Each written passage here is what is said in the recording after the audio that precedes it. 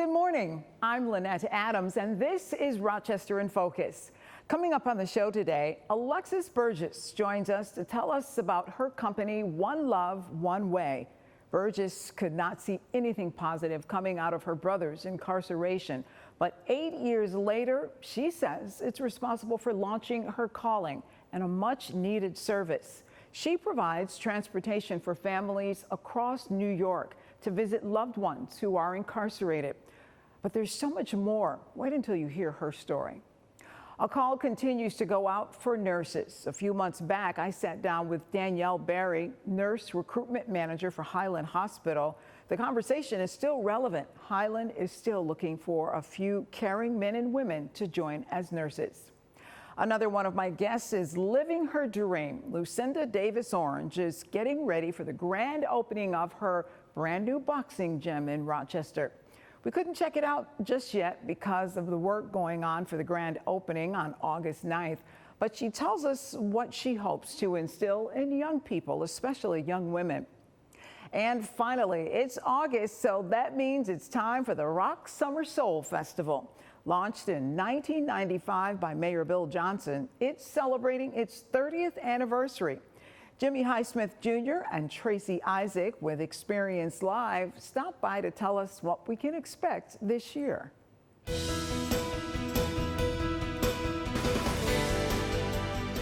Today we're learning about a company called One Love, One Way Transportation. What's it all about? Well, Alexis Burgess is the owner and operator.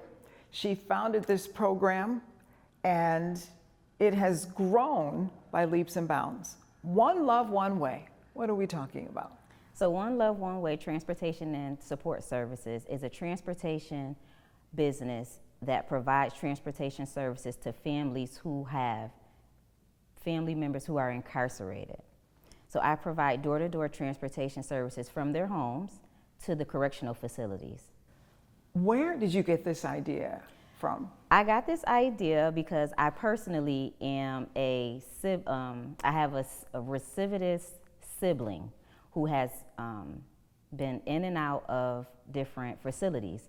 And throughout the years, my family and I have struggled with trying to keep in contact with him. Transportation was one of the barriers. And I just realized that other families are also going through the same thing, and I wanted to be of help. So talk about that a little bit. You know, I'm sure that it's a traumatic experience. A loved one is incarcerated. But then there's the issue of they could be all the way across the state. So one of the major barriers of keeping in contact with the family member that is incarcerated is transportation, of course. I've realized that a lot of families don't have vehicles. Some family members don't drive. Sometimes the facility can be so far away. There are so many different barriers that keep you from seeing your loved one that is incarcerated, and I just wanted to be of help with that. How's it going? What are families telling you? They are extremely grateful for the service that I have. What's happening is the impact is so large. I need help. I need help in expanding the company. So I'm also looking for sponsorship at this time so I can get more vans, so that I can get help with more travel. Right now it's just myself as a driver, and it is becoming a little more difficult to service the families because I do need to expand my business. But the feedback that I'm getting is extremely positive, and it's helping so many families. They're so grateful. And it feels really good to be able to service my community in this way. And how does it benefit the families? I mean, I'm not sure if you have regulars who you take once a month, for example, or every other month. How does it work? I have flyers. I'm also on social media. I have a business line. So they would either contact me through the business line, through social media, or just by word of mouth by looking at the flyers. They would contact me in any way: a text message, phone calls, inboxes, email, and just let me know that they are in need of transportation services. Depending on where the correctional facility is located, I typically go either from about 30 minutes to 4.5 hours away from Rochester right now. I do have regulars. I have regulars. I have a couple of families that I take on a consistent basis, either weekly, bi-weekly, or monthly. And they are very appreciative of this service, because if what we are realizing is that when you keep a constant visitation schedule with your loved one who is incarcerated, it lowers the recidivism rate. It helps them mentally, it helps them emotionally. When they come home, they're more likely to not go back if you keep a continuous visitation schedule with them. So it's helping in all aspects. So you've seen your business just grow exponentially over the last several years. Yes, I initially started this back in 2016, just out of my own personal vehicle. I then, after doing it in my personal vehicle, I needed to expand, because I could only take maybe one family, one or two families at a time in my personal vehicle. I have since then grew to get a 12-passenger transit van, where now I am able to take more families. But the issue I'm running into now is that I need more drivers. So that's where a sponsorship would be really helpful in, so that I can get more drivers and get maybe 2 or 3 more vans, and then I can service even more families. But right now I'm doing pretty well. And I'm trying to service as many families as I can, but I would love to service even more families. It is wonderful. Thank you for what you're doing. We'll be right back.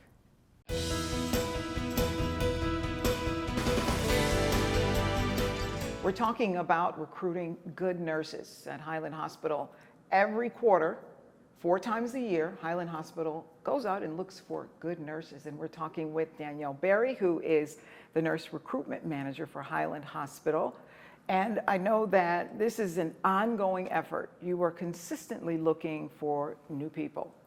Why is that? You know, there's a nursing shortage in the community. You know, it's happened because of the baby boomers aging. It's happened because of COVID. Did contribute to that greatly. You know, a lot of people got out of nursing or weren't interested in becoming nurses because of COVID. We did have some that were like, oh my gosh, I want to get into the healthcare setting because of COVID, but there was very few of that. The majority kind of flew.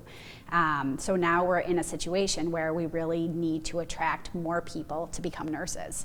And so this is why we're having, you know, different recruitment events, different creative kind of outreach ideas to get people interested in becoming nurses. We're even going into high schools and trying to, you know, encourage and get the word out about what being a nurse is, and what we do to kind of get the wheels turning, so that people, when they are making the decision about where they want to go to school and what they want to do when they grow up, they think about nursing. COVID played a big role in that, right? A lot of nurses made some career decisions in COVID and left the profession, correct? Yeah, absolutely. You know, it was a scary time. You know, it hit every field hard, but it hit healthcare, you know, specifically very, very hard. And, you know, we're still getting out of that. Even after all these years of kind of being done with COVID, we're still kind of trying to figure out a way to fill the positions that were vacated during that time. But in some respects, nursing has become an attractive profession for people who want a little bit more flexibility, a little bit more control over their schedule, how much money they make. Can you talk a little bit about that? Sure. Nursing, the schedule for nurses is very flexible. Many nurses work 12-hour shifts, so they're working 3 12s a week, which gives them some significant time off to have that work-life balance and to have a little bit more say in their schedule. There's also a lot of benefits that come with nursing now. You know, we have great tuition assistance benefits, so if they want to advance their degree after they become a nurse and get their bachelor's or become a nurse practitioner or whatnot. Some other opportunities, now we have loan forgiveness programs, so, you know, folks can start as a nurse at Highland, and then we will help pay for the loans that they've endured while in nursing school. So there's different benefits now that have come into play for nurses that never existed before. There are a lot of different places, a lot of different opportunities. It's not just nursing on a floor, but nurses can do a lot of different things now, right? Yes, for sure. Before, when you became a nurse, you kind of had to work in the hospital, and you had to work in the hospitals for a certain amount of time before you can get to a specialty area or go to outpatient. Now, new grads can pretty much do anything right off the get-go, right when they graduate. So there are a lot more opportunities available for them, which is also why there's been more openings within a hospital setting. And the money is competitive. And the money is competitive now. Yeah, the nursing salaries have really gone up pretty tremendously over the last several years, which has been great for our profession for sure. So, but you're still seeing that revolving door. It is improving slowly, right? But you're still seeing that revolving door. And I guess you want to get to a place where you stabilize that. Yeah, and how we stabilize retaining our nurses. So, our culture is really what keeps people at Highland. The profession itself is rewarding. Robots can't do our job. You really have the ability to make an impact every single day, but you want to make sure it's in an environment where you can thrive and grow and make that difference. And Highland really does cultivate that culture and that environment. So you are targeting people who are already nurses, people who are in school, who are in nursing schools.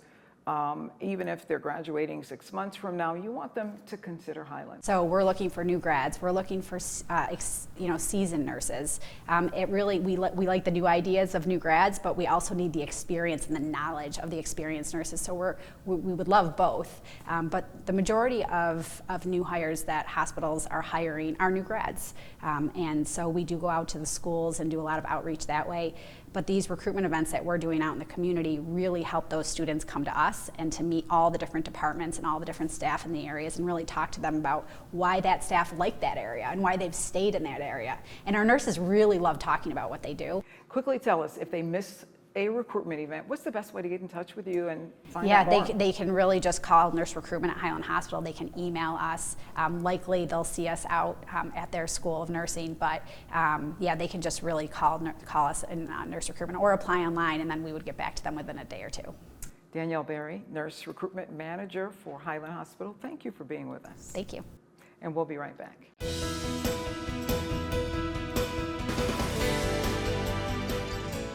Today we're talking about a new boxing gym. It has been a dream and a passion of Lucinda Davis Orange for quite some time. And finally, it's here. And I'm talking with her today, as well as family members, because this is going to be a family affair. Her husband, William Orange, is also going to be working with the gym as a peer advocate, as well as Olivia Bryant Glenn, her sister, is also going to be working with the young people in the area of art. Now, I talked about this being a dream of yours. Most people don't expect a woman to start a boxing program, but you want to bring young people into the gym to learn boxing. Why? A lot of us tend not to want to really stay healthy and really think like, especially like me. When I became a mom, it was like, I'm a mom, it's about my kids. We don't think about really staying healthy and going to the gym, and we should, but a lot of us don't. That's just our reality, and whatever the reasons, it doesn't matter. Now we can incorporate it into our communities and into our life, starting with the youth. But why boxing? When I was younger, I loved boxing. I started boxing, but I didn't take it as far as I wanted to. And Layla Ali, always looked up to Layla, always. And I wish I would have went as far as I did, but there's no need to cry over spilled milk. We just gotta move forward. I have a daughter. She's interested, she's ready. So hopefully she can be my little label. Yes, that's right. And William, you were saying earlier that this has been your wife's dream, and you want to support that. Oh, yeah. Why is that important to you? Well, because number one is, again, all about the kids, the youth. It's not a lot of programs for the youth, and we losing our kids to the streets, so it's like somebody got to do something positive. We got to hurry up and save them, pull them in, and it puts me in the mind how I was when I was young, really no direction, feeling hopeless, no leadership, So now I turn the tables and it's like, wow, man, it's scary to see a lot of stuff out here in the streets. So it's like, man, we got to really do something because our kids is going to be the future. You know what I mean? And where Absolutely. they're going, it's like, I can tell where your footsteps are going, and it's like, they're going nowhere. And you'll be able to share that And wisdom. Right, and I can do that, you know? And Olivia, you'll be able to share your talent as well. You will work with young people with art. Why is art expression something that you think is important for young people? First off, we have so many talented youth out here. You'll be surprised. You never know if you have the next Picasso out here. So aside from me believing in my sister's gym and everything, and this being a good outreach to kids, to get them involved with their families, even disadvantaged if you don't have the money, if you can't even do the training, I'm glad that she uses outlet, part of her gym that we can give to others, and we can share support. Even if you're not boxing, if it's not your thing, you still have a place to go. So your sister mentioned that even if kids can't afford it, there is going to be a cost associated with it, but you're hoping that the community will also join in and provide scholarships and sponsorships for young people to engage in this program. Yes, we want the kids to come and feel welcome at all times, no matter what. It doesn't matter if you have money, you have a little bit of money. We want to get it to the point where that will never matter. Only your health matters, your mental health matters, and being safe. It sounds good. So it is August the 9th, 347 North Street. Bring your whole family. What time should they come? 2:30 p.m., between 2:30 p.m. and 8 p.m. Between 2:30 and 8. It's called Sender's Boxing Champs, and we'll be right back.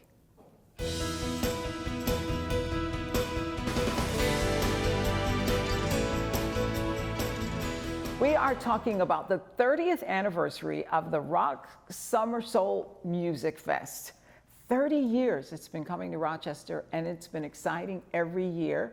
And we're talking with Jimmy Highsmith, who is the CEO of Experience Live Music Group, as well as Tracy Isaac, who is the Vice President of Corporate Alliances for Experience Live. Nice to have both of you here to talk about the 30th anniversary. 30 years we've been having great music here in the city of Rochester. So tell us, what can we expect this year for the 30th anniversary? An epic experience. All right. Just epic experience. We're so excited to be part of this city event. People don't know this is a city event, celebrating 30 years of great music and arts in Rochester, New York. This year's lineup is amazing. We're going to have some regional acts, a gentleman named Boom, a rapper, another gentleman named Negus, who has a huge following around the state, Americana group who's toured Europe and the U.S. equally, named Aaron and Ross, and another gentleman we call the Prince of Neil, so in Rochester, Sanaz from the Rock. All great, great artists with great regional reach in this market. Of course, we have Southern Soul, Sky Watley. I come to pop those fan songs everybody likes to listen to. We have the amazing Sunset Anderson. We have Dave Hollister. And for the first time ever, we have Garfagan Dance. Noah Penn was choreographing a special piece for this event with Garfagan Dance, who will be honoring also with the Millennium Award, the Icon of the Millennium Award. And topping it all off, Mr. Jeffrey Osborne. Can you woo, woo, woo? Can you woo, woo, woo, baby? There's something else new this year. You are doing comedy on Friday night, right? Yes, we are. This year, it is a 2-day event starting on Friday, August 8th at the Temple Theater, where we will have the Def Comedy Jam alumni. These will be comedians that you all know, and they came up in the ranks of Def Comedy Jam. Our host this year is Mr. Chris Thompson, as well as we have Hamburger, and also we have Joe Torre. And we also have local acts, people you know like Yolanda Smiles, Good News, Sir Sydney. So there is going to be some great talent to kick off the weekend with laughter and good times. There will be refreshments and food available, so make it a 2-day affair for the Rock Summer Soul Music Fest. So it sounds like you're going back to your roots. This used to be a whole weekend event. Exactly. And there is a package deal on the website, rocksummersoulfest.com. We can get tickets for both events at one time, or plenty of great tickets just for the festival itself on Saturday. I mean, as low as $25 tickets. 9 hours of pure entertainment at the end. Iconic, innovative field. You can get suites, get the suite life, front row seat for $99, or premium seats for like $60. I mean, all over the affordable tickets for a great, great day of great music. And part of the reason for that is this is a city event. We were talking about earlier, this was Mayor Bill Johnson's baby. Exactly. This is a city event. Unlike the Jazz Fest and the Park Ave Fest and the Live Fest, this is a city-owned event that we have the honor of running for the city. Vic Bayana, my boss, got the RFP 8 years ago to do this thing, and he's taking it to a whole nother level. And I'm telling you, it's going to be epic. Do not miss out this year. Do not miss out. It's going to be exciting. But I know one of the challenges with this festival is getting people to buy tickets, getting people to commit early. You mentioned Varick, and talking with him, this has been an issue every year. People wait to the last minute. Well, I'll tell you this, all of the artists are coming, guaranteed. They will be here. I've talked to them personally, all right? Get your tickets now. You do not want to miss out. I know Rochester is known for buying tickets last minute. I'm telling you now, don't wait last minute. This is going to be an amazing, amazing show you do not want to miss. Thank you so much for coming in and telling us about it. It is going to be a great festival. I've been in years past, and you deliver each and every year. So thank you for being here, and we'll be right back. Thank you.